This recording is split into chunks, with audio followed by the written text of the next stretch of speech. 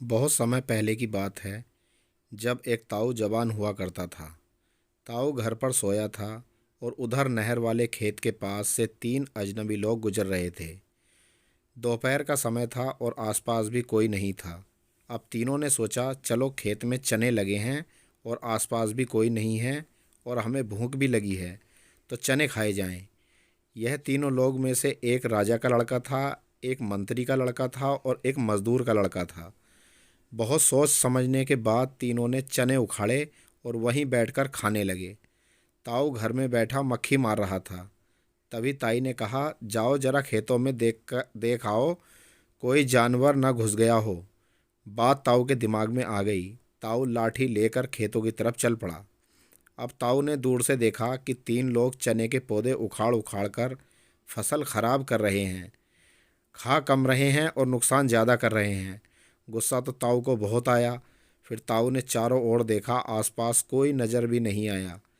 अब ताऊ ने सोचा कि सीधा जाकर अगर मैंने लड़ाई की तो यह तीन हैं और मैं अकेला, कहीं यह भारी ना पड़ जाएं। तो फिर ताऊ ने अपनी बुद्धि का प्रयोग किया। ताऊ गया उनके पास और पहले आदमी से बोला, भाई साहब आप कौन?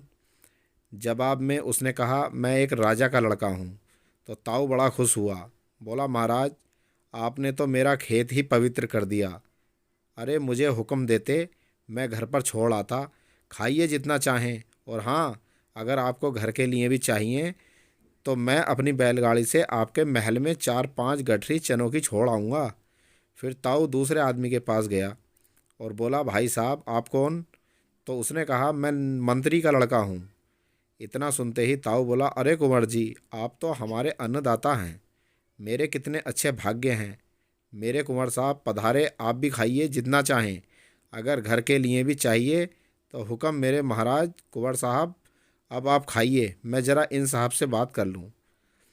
फिर ताऊ तीसरे के पास गए और बोले, भाई साहब आप कौन? तो तीसरा आदमी बोला, जी मैं मज़दूर का बेटा हूँ। अब ताऊ बोला, अबे मज़दूर, तेरी हिम्मत कैसे हुई मेरे खेत में घुसने की? बोल। इन राजा के लड़के ने चने उखाड़े, यह हमारे अन्नदाता हैं। मंत्री के बेटे ने चने उखाड़े, वो हमारे राज्य की दुश्मनों से रक्षा करते हैं। ये दोनों हमारे सुख दुख में काम आते हैं। पर कमीने तू किस काम का? और ताऊ ने उस मजदूर को जर्मन लाठी से खूब बजाया। राजा का लड़का और मंत्री का लड़का दोनों मजदूर को पिटता देखकर खुश हो रहे थे। जब ताऊ ने मजदूर को अच्छी तरह से बजा दिया तो उसे टांग से पकड़कर खेत से बाहर फेंक दिया। फिर ताऊ आया उस मंत्री के लड़के की तरफ और बोले, क्यों कुंवर जी, क्या खेत में बीज तुम्हारे बाप ने दिया था और खाद आपके दादा ने दी थी? बोलो। मंत्री का लड़का बोला, नहीं तो फिर खेत से चने क्यों उखाड़े?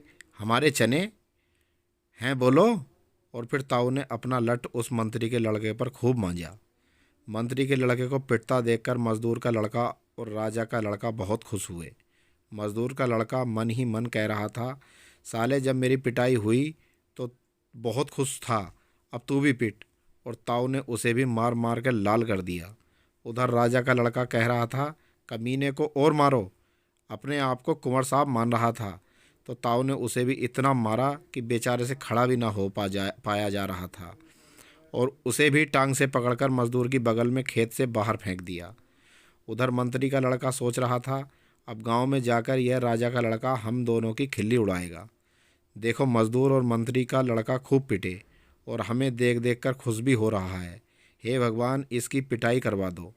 और अब ताऊ चले राजा के लड़के की ओर और बोले, पूजनीय जी, अब आपकी भी पूजा हो जाए तो कैसा रहेगा?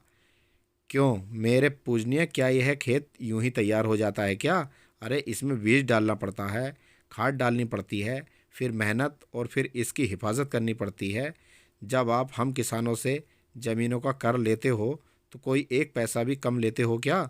बोलो। और ताऊ हो गया चालू उस राजा के लड़के की धुनाई करने के लिए। और फिर ताऊ ने खूब धुनाई की उस राजा के लड़के की।